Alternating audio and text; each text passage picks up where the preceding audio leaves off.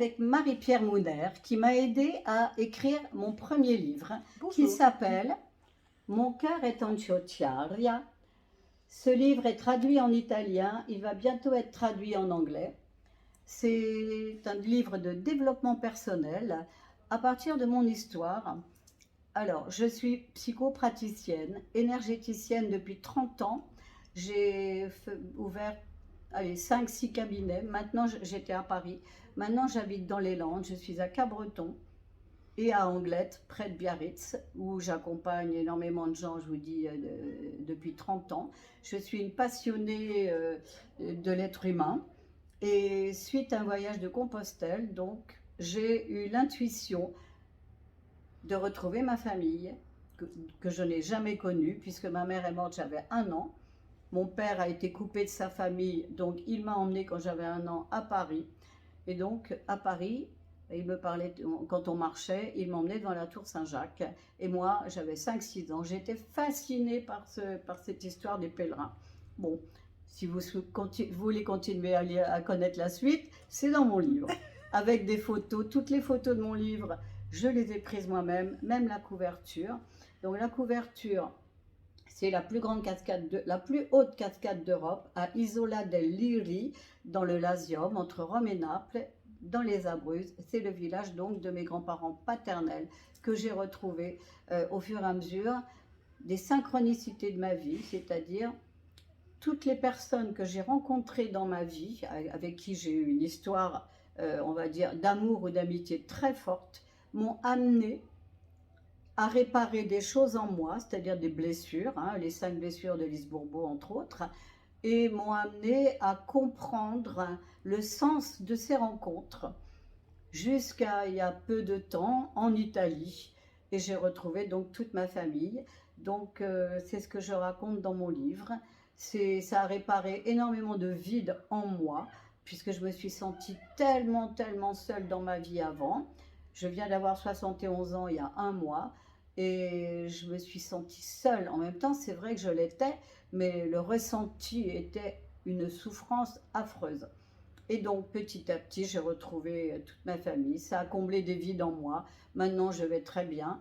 J'ai beaucoup somatisé, c'est-à-dire qu'avant, j'ai beaucoup été malade. Mon corps vivait aussi mes blessures. Maintenant, je suis en pleine forme. Après un travail sur moi assidu, je peux vous le dire. Et donc, je vais bien. La motivation pour écrire ce livre, c'était vraiment de transmettre mon expérience spirituelle, émotionnelle, etc., psychologique, physiologique, physique. Moi, j'ai réparé, enfin moi, c'est pas mon ego qui parle, j'ai vraiment réparé en moi vraiment des maladies. Et c'est important que je le dise aussi. Donc ma motivation, c'était pour transmettre et aussi pour faire connaître cet endroit en Italie. L'Italie est un musée à ciel ouvert. Cet endroit en Italie qui est peu connu. Les gens ont besoin de tourisme là-bas. C'est pas la Toscane. C'est vraiment un endroit magnifique. Les Italiens sont joyeux. On y mange divinement bien. On est accueillis à bras ouverts. C'est super. Voilà, donc voilà ma motivation pour écrire ce livre. La plupart des gens qui ont lu mon livre, ça les a beaucoup touchés, ça leur a aussi permis de se remettre en question à eux et d'évoluer. Donc c'est ce que je souhaite pour les gens qui seront intéressés pour lire ce livre, que ça vous fasse du bien en fait. C'est tout simplement que ça vous fasse beaucoup de bien. Voilà. Alors, je voudrais remercier Marie-Pierre. Je l'ai connue par des collègues il y a à peu près une dizaine d'années. J'ai su qu'il y avait une écritologue dans le coin. Mais j'étais pas prête. Et enfin bon, ça me disait rien. Enfin bon, je savais qu'elle existait et point. Et puis une de mes clientes, il y a une dizaine d'années aussi, m'a dit: Elisabeth, il faudrait que tu écrives un livre. À l'époque, c'est marqué dans la préface. À l'époque, j'étais pas du tout là-dedans. Je lui ai dit: ben non. Et puis au bout de 10 ans, enfin c'est arrivé par synchronicité, après mes voyages en Italie, puisque j'y vais quand même très souvent retrouver ma famille, j'ai la chance de pouvoir le faire. J'ai eu l'intuition aussi d'écrire ce livre. Et après chaque voyage là-bas, dans le nid des Sakuchi, puisque c'est quand même une histoire de migrants, D'accord? Moi, j'étais petite fille de migrants, j'ai beaucoup souffert de ça. Mon père était fils de migrant italien, il a beaucoup souffert de ça. Donc, à chaque fois, à chacun de mes voyages, j'ouvrais un autre paragraphe avec Marie-Pierre, donc, pour écrire ce livre. Et elle m'a beaucoup aidée. Notre relation a été absolument fluide directement. Beaucoup de compréhension, fluide. Et je ne suis pas douée pour écrire sur ordinateur, donc elle m'a beaucoup aidée pour cela. C'est son métier, elle aide beaucoup les gens à écrire leurs histoires ou je ne sais ce qu'ils ont besoin d'écrire. Et vraiment, c'était une belle rencontre aussi, évidemment. Merci. Voilà, donc elle a un Facebook, moi pas trop. Mais on peut trouver ton livre quand même. On peut trouver ce livre sur Amazon. Voilà. Développement personnel, quand on tape mon nom. Voilà, tout simplement. Je mettrai le lien sous la vidéo aussi voilà, pour que les gens y aillent directement, ça sera plus facile. Donc je vous remercie de m'avoir écouté et je vous souhaite tout le bien possible pour vous. Merci beaucoup mes chers auditeurs. Là pour une fois, c'est pas moi qui parlais beaucoup. Elisabeth a pris le relais. Moi je la remercie de sa confiance et c'est vrai que nous sommes devenus des amis maintenant. Et c'est avec grand plaisir que je l'ai accompagnée sur ce chemin qui a fait aussi des hauts et des bas émotionnels parce que le pouvoir de l'écriture est bien réel, tu le confirmes. Malgré ton métier de psychopraticienne, il y a quand même des choses qui ont été, qui sont sorties, bien que, oui. Je dis quoi?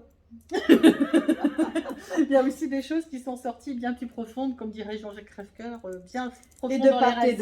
Et de part et d'autre, parce que elle revient quand même, elle a fait un petit bout du chemin de Compostelle depuis que tout à fait, parce que c'est vrai que tu m'as donné aussi un coup de pied aux fesses d'une idée que j'avais depuis longtemps.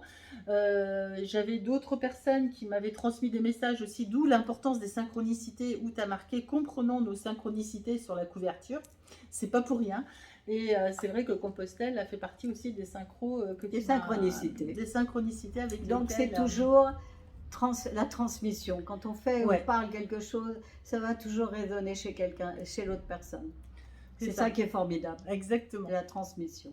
Et c'est ça qui est génial aussi. Voilà. Et qui permet de s'alléger considérablement des fardeaux du passé transgénérationnel, des blessures et compagnie. Et comment? Voilà. Merci beaucoup Elisabeth. Ben, merci à toi. Donc je vous invite vraiment, il est facile à lire. Hein. Vous avez vu, je vous l'ai feuilleté un petit peu. Il y a des images, il y a des photos que j'ai prises. Des photos, il y a pas mal de choses. Il est assez facile à lire. Et vous le trouverez donc sur Amazon en suivant le lien qui est sous cette vidéo. Il y a aussi des photos des merveilleuses pizzas que nous mangeons en Italie. Et là, on prend 15 kilos rien qu'à l'écrire. Très belle journée à tous. Merci Elisabeth et longue vie à ton livre. Belle journée à vous. Merci beaucoup de votre attention. N'hésitez pas, si ce n'est pas encore fait, à vous abonner à l'aide du bouton ci-dessous. Et n'hésitez pas non plus à partager, à liker cette vidéo pour m'aider à aider un maximum de personnes. Très belle journée!